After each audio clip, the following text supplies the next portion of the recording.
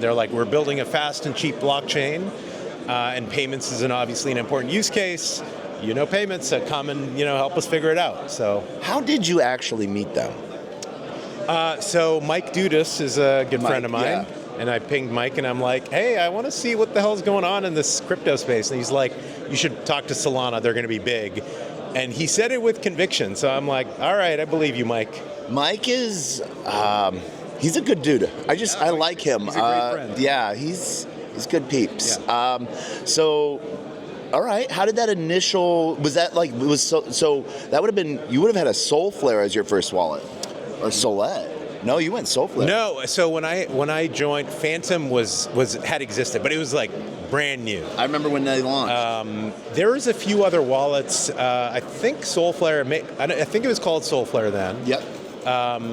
But yeah, I think Phantom was the one that I first had, and I latched onto it because the great UX and UI.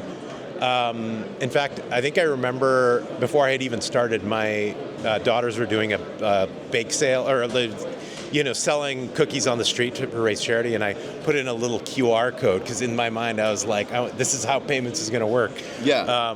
But on our street in Oakland, I was literally the only one giving them donations. So you were eating all the cookies and eating all the cookies. Yeah. Hey. So it's like somebody needs to send me money. I'm a business or a contractor or just a person, and getting money cross-border with a stablecoin is dead simple.